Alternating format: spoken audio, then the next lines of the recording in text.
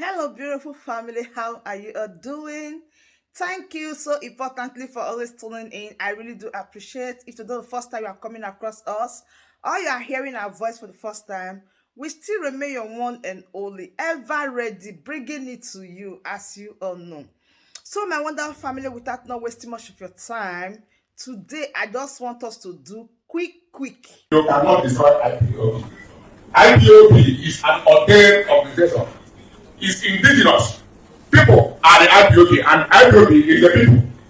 So IPOB has come to stay. IPOB will restore Biafra. Commonwealth men, bear this in mind always. Let me tell you, anywhere there is no problem, there can never be peace. There are not started, even in the family. There is always some people who say, at least like the daughter and sometimes half brother saw him. So it's always like that. And when those kind of things come, it only takes wisdom to withstand it. Wisdom. And sometimes do not be too much talkative. Do not talk too much. The talkative doesn't do anything. Sometimes give him some silence and he will advance himself.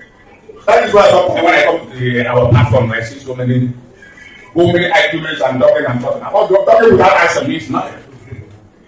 So even if we stop from now till tomorrow in that platform, it makes us nothing. Because it didn't bring anything. Because I read all those things, I listened to them, I never made sure the word, I never said anything. I just said that I laughed. Because after saying all those things, we never said, let us do this, and then people to stand in the front, to lead, like our leader is leading. You see? So why everybody is following our leader? Because when he said he will do this, he does it. He will stand in front. If you want to be a captain, stand in front. It's not that when you're a captain, you stand at the back and command. If I come back, I shoot you. Because they were all of them, everybody should walk on those and then you can be dead, you can be life, anything can come. So in the Biafra struggle, we know that we must be killed. I wanted to say they will kill us and we kill them. At the end, what? Biafra will come. So it's also like that. We have come here to survive. And also we thank the government of Hong Kong. Because their everything, what their forefathers did, is protecting us also. So we say, may God bless them. May God bless their forefathers who has helped bring that and to build their nation to this standard, to reach people like this. Somebody did it. So we are grateful to Hong Kong people, we are grateful to Hong Kong government, we are grateful that God has blessed them in the name of the Father, Son, and Holy Spirit. May they live and enjoy the fruit of their labor. It's all one of us here. So let me not take much of that because we're already late. I want to say again that you're all welcome. May God bless us. And let peace reign. Let God not do much talking anymore. God bless you. My brother, do you wish to say something to us? Definitely. Okay, Biafra. Okay, Biafra. Yeah. Indeed, IPOB is the custodian, is the vanguard for the Biafra nation. And I want to take this opportunity to thank my brother, Abiyama, and for most of the time when I talk to the Biafra leadership, the record is very good. The people always have a very good record for him. So I recently returned from Cambodia, where I also met the Biafran community there. I went there we had some engagement with the Kanu'S. I don't even know about the Kanu'S. It's this communist group that they're basically running the country now. So we went there to meet them. I've had a lot of experience in my work in Ambazonia. And it's not Southern Cameroon, we call ourselves Ambazonia. Yeah. So we have learned a lot. I've been to Europe, to the Basque country, meet some separatist movement as well in Spain, the Catolinas and all you like. So we are in a journey together when our leader, Dr. Chuayaba, who is our wartime leader, we met with Nnamdi, and they forged this alliance as leaders because they believe it's very essential for the survival of our people. We say to the international community, this is an alliance for self-preservation. That means you face death, we face death. And we have no choice. We are condemned to come together to preserve our life, to preserve our identity and our nation. And I'm the Deputy Defense Chief of the Ambazonian Defense Forces. I'm also the spokesperson for our liberation movement. And as a member of our organization, I'm committed and I have an obligation to help our alliance with the IPOB. It is a legal alliance for our nation. This is not an alliance for two organizations, but it is an alliance for the nation of Biafra and the nation of Ambazonia. It's very important. that we don't mix our organization that is meant for the nation with the nation which does not serve our organizations. Biafra comes first. Always remember, the flag, the country comes first. Every other thing is secondary, but the nation comes first. I want to take this opportunity, if you guys allow, I don't know the time, to give you some advice that we have given to your leadership. Because I think since the kidnapping of Nnamdi, we have to reach out to every Biafran as an obligation, because it is our obligation to the commitment made to your leader that we will be with you to fight this fight till the end, till the expected end of the independence of Biafra. And it's very simple what I want to tell you. Since the coming of the Europeans to our continent, Africa, they have brought with them a system that is meant to benefit them. They are multinational, they are companies. You have, like in Zimbabwe, you have the country was named Rhodesia. Rhodesia was a big businessman in the UK. So you may wonder why the name of a businessman will be given to a country. The reason is because these policies that are being pursued by the British government, the French government, and all these European countries who gave themselves this power in the Berlin Conference is to protect their economic advantage in Africa that is meant to do one thing, to exploit us. To exploit us. It doesn't have anything to benefit us, it is there to exploit us. And before they granted independence to many African countries, they left behind a system of governance that ensure that this economic benefit continue. Whether you are aware of it or not, but this is what controls the world. The currency, the money you use to buy, the petrol you put in your car, this is what is the most important thing for the West. The people of Biafra have been gentlemen since they conquered Biafra, they colonized Biafra, and give Biafra an internationally recognized boundary. It's very important. I know the struggle for Biafra in our observation have been so grassroots that it is, I don't want to call it Igbo-nized, but it is the Igbo is the strength of Biafra, but sometimes you look inwardly and you forget to engage the international community. You cannot talk to yourself all the time. You have to talk to the international community as well as other African partners. So, the Biafran people have endured the period of being a sovereign state. They had a constitution, a house of parliament and everything. And they survived the amalgamation. Not because they could not be on their own, but because they are peaceful by nature. The same with the people of Amazonia. We are peaceful by nature. We think that we can negotiate, we can talk to people and they will reason with us. We forget to know that what people see in us is the resources we have. We are an inconvenient. The people of Biafra and the people of Amazonia, they are an inconvenient for the multinational and the Nigerian government to take your petroleum and what you have. But the Biafra people declared their independence. The president of Biafra, Omega Ojukwu, he declared the state of the eastern Nigeria as the independent country of Biafra. Yeah. This declaration stands and it can never be defeated. Amen. And Biafra should know their international borders and their right as a state. When they say no way, no boundary, it's because your forefather want to preserve for the future generation of Biafra something they can fight for, something on their own. They have not just used the amalgamation that accelerated into divide and rule. Now the territory of the eastern Nigeria, that is Biafra, you are now talking of south-south and southeast. You are speaking the same language of your enemy. You are calling yourself in the same name your enemy calls you. The Nigerian government, we have experienced the same thing. They hope that by arresting and kidnapping Nnamdi, they can stop the focus of the Biafran people in the movement he was doing. We have had several meetings with him. He was very clear about his vision. He was very clear about his vision for the independence of Biafra. The whole campaign about referendum and all this debate is a localized campaign that is based within the constitutional framework of Nigeria. But he knows, Nnamdi knows deep in him, that you can never negotiate Biafran independence with Nigeria. Nigeria will never give you referendum. That is the truth. It can be a right call, but you owe it to your people to tell them how you can have independence. If you can't have it from Nigeria, you must internationalize the struggle, proclaim your independence as you wish to proclaim, fight for it, defend it. The case of Biafran independence is better than the case of South Sudan.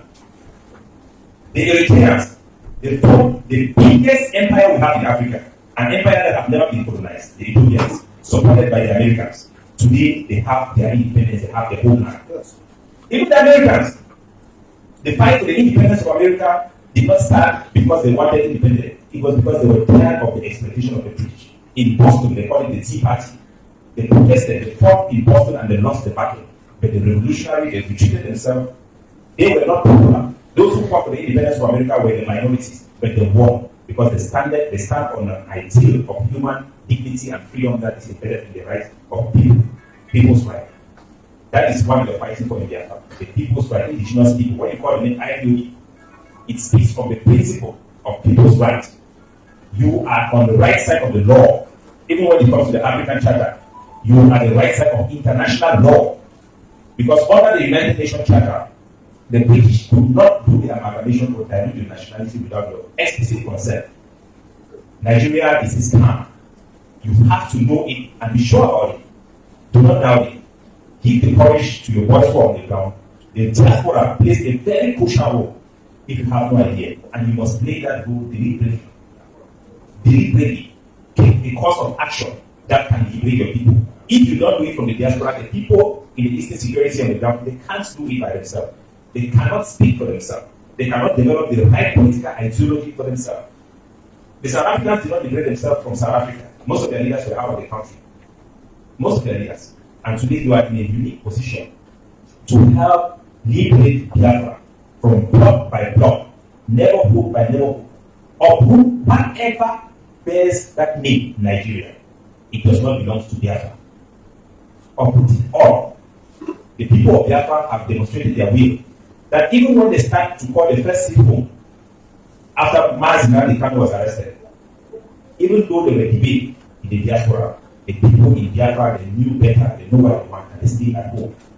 Even when people tell them don't stay at home, because they have made up their mind and it's not going to change.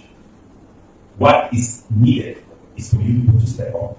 It's unfortunate. I've talked to all of the leaders from Simon, and I've had meetings with the Northern America of Biafra, they gather to see if we can give our advice based on our own intelligence and our own experience and stuff like that. Things are really tough because the Nigerian security network have infiltrated you so well, and you guys have not really learned from our own experience. We have all gone through the same mistakes, misfocus, derailing, and all those stuff. But the spirit of the people themselves is so strong that it can't be overcome. So focus on practical solutions to keep Nigeria. You are so good when it comes to preaching. The Biafra, the Igbo people say the violence taken by force.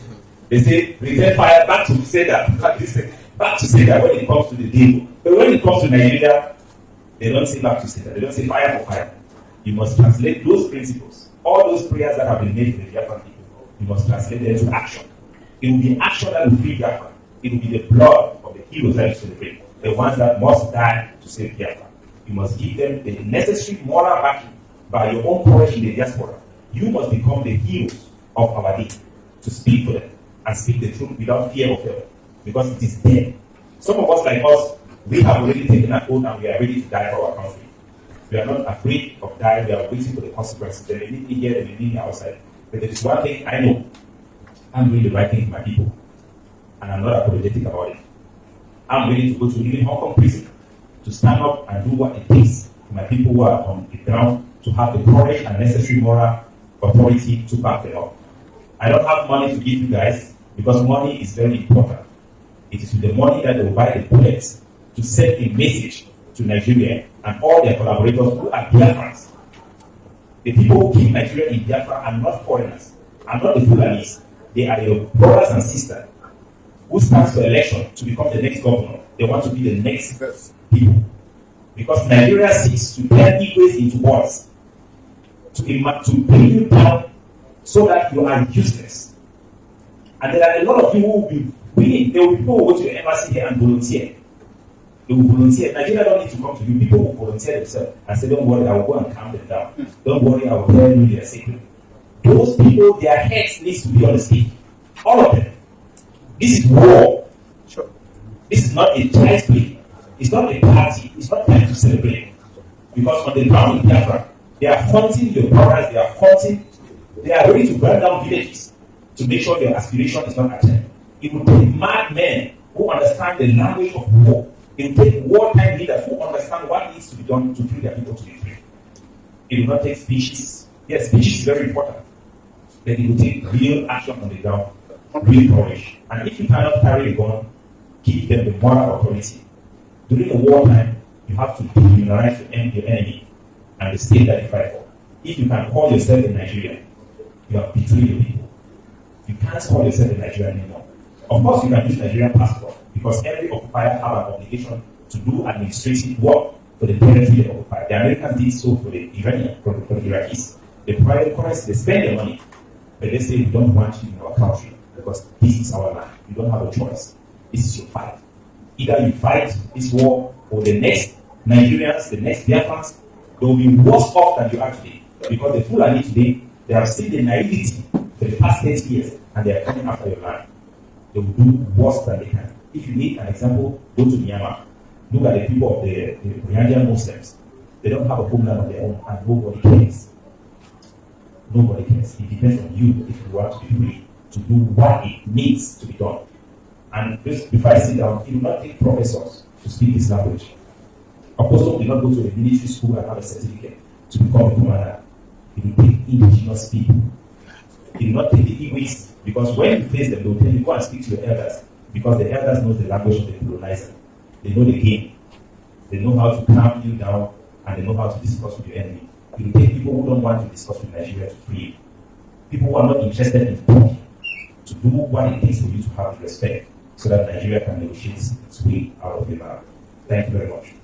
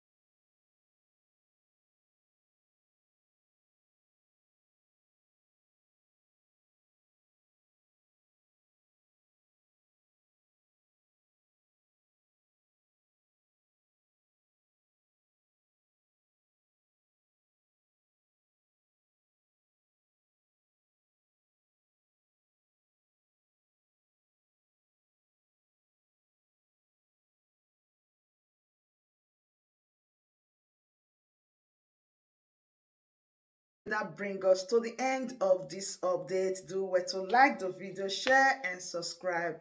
Thank you very much for always tuning in. I really do appreciate. Share the video and tell your friends about this platform, because the best thing or the best place for you to be is here. Turn on the bell icon so that whenever I drop a new boost like this, you'll be the first to notify. Thank you once again and remain blessed.